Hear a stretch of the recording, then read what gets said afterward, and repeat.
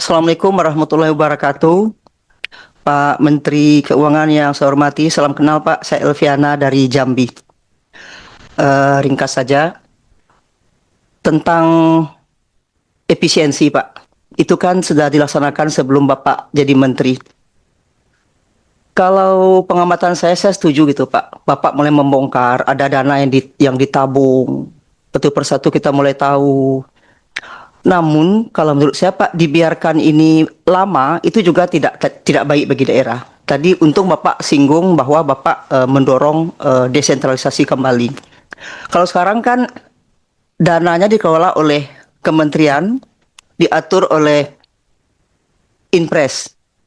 Nah, kalau Inpres Pak, itu sudah pasti anggarannya dikelola oleh kementerian, yang menang tender pasti nggak orang daerah Pak.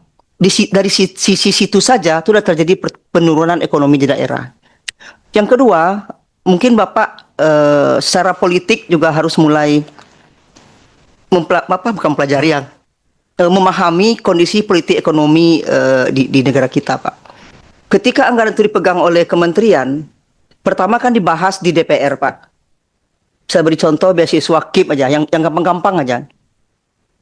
Semenjak itu dibagi persen itu Pak, 50% dikelola oleh komisi terkait, 50% baru dioper ke daerah.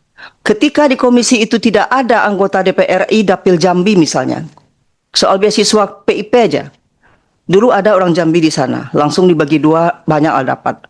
Tetapi ketika tidak ada politisi yang ikut membahas anggaran di komisi itu, maka itu langsung down Pak. Nah itu jeleknya kalau sistem Impres ini, sistem sentral ini kembali dipertahankan. Saya mohon kepada Bapak dengan segala kebijakan, segera ciptakan model, kembalilah anggaran ini dikembalikan desentralisasi. Jika perlu Bapak menjadi pengetua utama, desentralisasi itu tumbuh zaman Purbaya. Nah, itu makin sayang kalau Pilpres Bapak presidennya sekarang, Pak. Enggak, itu gambaran betapa harapan masyarakat ya tertumpu kepada Menteri Keuangan yang sekarang, termasuk kami anggota DPD Komite 4 ini, Pak. Jadi cukuplah sampai 2025 ini saja efisiensi itu dalam waktu sesingkatnya. Seperti apa model sehingga kepala daerah juga tidak lagi memendam uang, lambat membangun. Kita kan heran juga, Pak. Pilkada 50 miliar, 80 miliar, bupati punya duit, gubernur punya duit. Ya kan macam-macam pikiran kita. Rupanya didepositokan selama ini selama ini gitu. Jadi seperti apa model sehingga transfer ke daerah ini kembali desentralisasi itu makin kuat. Yang kedua Pak, saya menitipkan satu persoalan ekonomi rakyat. Ya, 2015 Pak, sewaktu menterinya masih Pak Bambang Brojonegoro, saya waktu itu masih di Komisi 11, kita menciptakan pinjaman modal usaha ke ibu-ibu rumah tangga Pak. Diberi pinjaman tanpa agunan. Minjam 2 juta, angsuran per minggunya 50.000. Kita apresiasi luar biasa ke PT PNM, sebuah BUMN di bawah Menteri Keuangan. Itu jalan gitu Pak. Nah, Pak, akhir-akhir ini yang mie mekar yang tadi disebut oleh saudara Cerin itu Pak. Iya, di bawah pusat investasi pemerintah. Nah, terjadi pembiaran di masyarakat gitu Pak.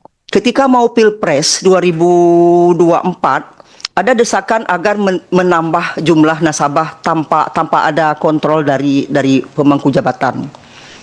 Jadi sekarang yang terjadi itu Pak Menteri, masyarakat terjerat dengan pinjaman dari berbagai sektor.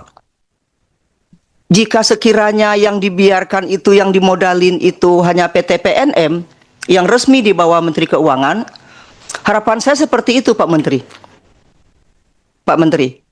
Jadi keinginan saya, karena saya ikut mengikuti di lapangan, Senin ibu-ibu emak-emak itu bayar hutang ke PNM, Selasa bayar ke PT Amarta, Rabu bayar ke PT MBK. Jadi sepanjang waktu, sekarang boleh deh, kalau ini nggak dihentikan, ini akan terjadi ledakan kemiskinan luar biasa di daerah. Semua rumah itu punya hutang.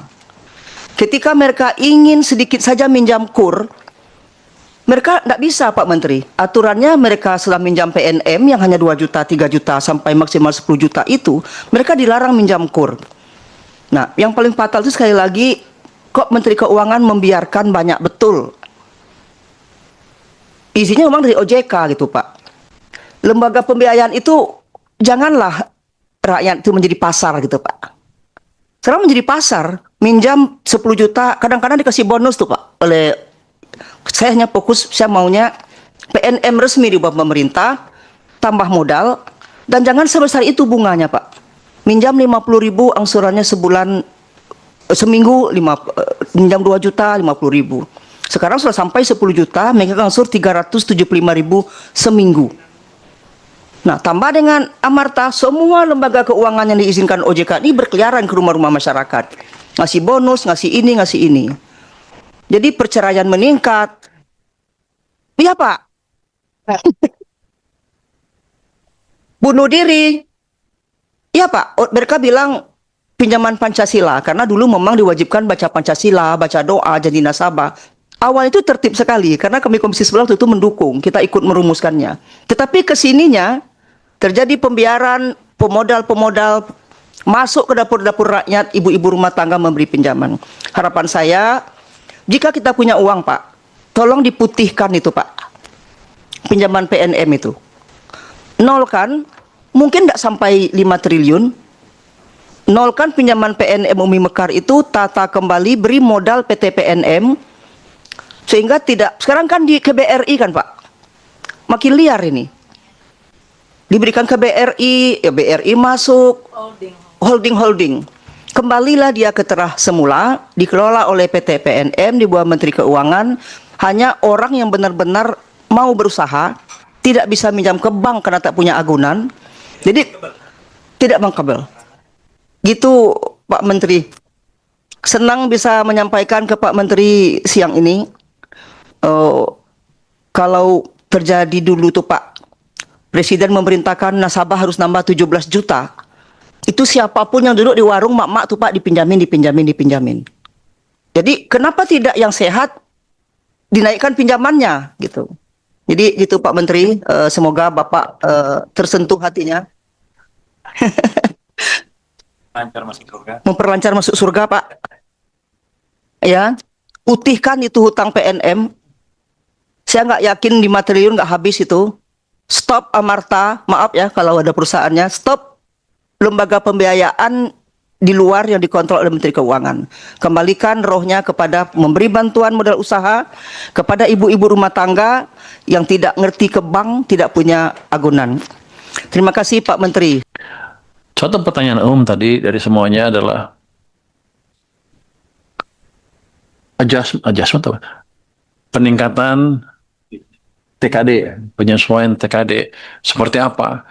Kan semuanya ngeluh kan TKD terpotong, mungkin rata-rata lebih dari 50%, ada yang 70%, ada yang 80% kepotongnya. Wah, terus terang proses itu saya nggak tahu, kan saya baru masuk kan. Saya juga bingung kenapa waktu itu bisa goal. Waktu itu bapak-bapak sama ibu-ibu apa nggak komunikasi dengan orang-orang DPR yang mewakili daerah, bapak-bapak ibu-ibu. Tapi kelihatannya nggak haram kan komunikasi mereka? Kok boleh kan? Ya, saya nggak tahu kalau itu boleh kan ngomong angkatannya. DPU-nya boleh kas. Oh, oke, ya kan kalau nggak setiap komisi minimal 33. Ya, seperti itu. Cuman kalau saya pikir ya, itu daripada bapak-bapak ibu ngomong ke saya, panggil aja DPR diskusi dengan bapak-bapak ibu. Seperti apa ininya, supaya ke depannya lebih rapi. Jadi itu, tapi gini, saya ditanya, ini emang menjadi apa salah satu pusat atau sumber kegalauan daerah, dan bukan daerah aja. Kalau seluruh daerah resah kan berarti NKRI. Apa yang bisa kita lakukan? Saya nggak bisa rubah semuanya kan, karena kita juga ikut perintah dari atas kan. Saya nggak tahu, harusnya DPR yang bisa beresin. Cuman begini, yang bisa saya janjikan, ini baru janji ya, dan akan saya usahakan, perbaikilah penyerapan anggaran triwulan keempat sama triwulan ke-1 tahun depan. Sekarang uang-uang yang nganggur habisin semuanya, jalankan, terus yang tahun depan juga diberesin, sehingga saya bisa meyakinkan atas pimpinan-pimpinan saya di atas banyak kan tuh bahwa sepertinya daerah sudah bisa memperbaiki kinerjanya sehingga kita nggak usah curiga lagi dan kita akan coba adjust atur lagi ke atas pakai TKD-nya. Hitungan saya, kalau ekonomi kita triwulan pertama atau triwulan keempat ini, triwulan pertama tahun depan sudah let's say mendekati sekarang 5,6 lebih kan tebakan saya triwulan keempat 5,6 lebih ya. Tahun depan mendekati 6%, harusnya pajak saya lebih bagus kan. Terus kalau swasta gerak lebih cepat dibanding sebelumnya, tax ratio akan naik 0,5 sampai 1%. Itu pendapatannya kita 100 triliun atau sampai 200 atau lebih. Jadi pertawaran saya itu, kalau kita perbaiki itu nanti kita bicara di akhir pertengahan triwulan kedua. Jadi sebelum Juni Juli harusnya sudah clear seperti apa alokasi tambahan ke daerah kalau diperlukan. Tapi tetap saya perlu meyakinkan pimpinan bahwa keadaannya sudah membaik. Siapa lagi tadi ngomong? Untuk daerah saya mau ngomong tadi. Oh, jatah kur sudah habis itu yang tadi. Itu informasi yang salah. Jadi kalau catatan klaim, jadi dari catatan yang saya punya di sini ada dana berapa? 284 triliun. Baru dialokasin 228. Jadi ada masih hampir 60 triliun. Pak Menteri, ini kan karena kita kan reses, jadi itu di bank-bank di daerah.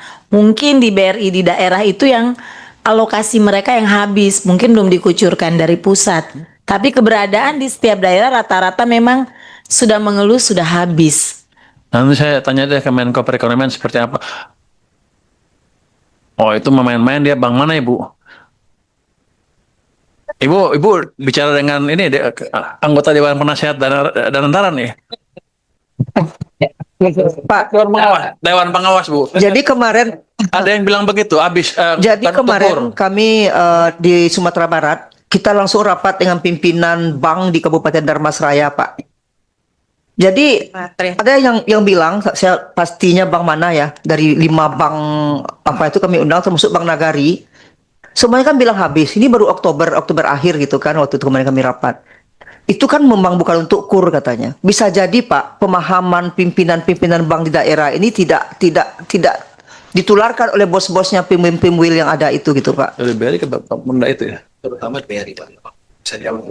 Jadi nggak paham sampai ke pinca yang bersentuhan dengan kur kan pinca-pinca ini Pak. Tapi KUR itu tidak hanya di pusat, Pak, di daerah, Pak. Di Jakarta pun sama, Pak, jawabannya. Bahwa kuotanya ini sudah habis. Berarti mereka sama ngimbulnya Pak. Nanti saya periksa deh.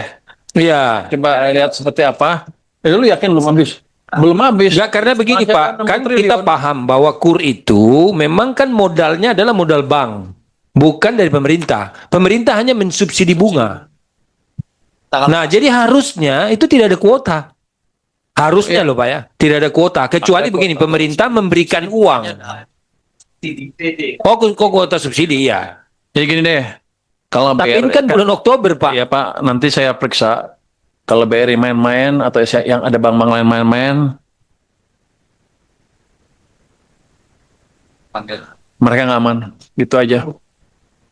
Pak, kalau kami di NTB itu temuan saya di masyarakat bahwa pelaku UMKM itu nggak berani minjam KUR itu karena mereka dimintain agunan, Pak. Jadi banyak sekali saya bilang mana datanya, minta langsung agunan bank mana. Enggak, Bu. Kalau dia atas 100 juta, kayaknya pakai agunan, tapi di bawah Di bawah 100 juta, Pak. 1 sampai 100 juta itu kan tidak boleh agunan, Pak. Nah, itu banyak sekali pelaku UMKM nggak mau minjam karena agunan mereka diminta. Dan itu temuan banyak Pak di masyarakat. Oke Bu, kalau gitu ini jelas kan KUR ada masalah di KUR. Saya akan investigasi seperti apa implementasinya. Kalau mereka main-main, ya hati-hati aja gitu kira-kira.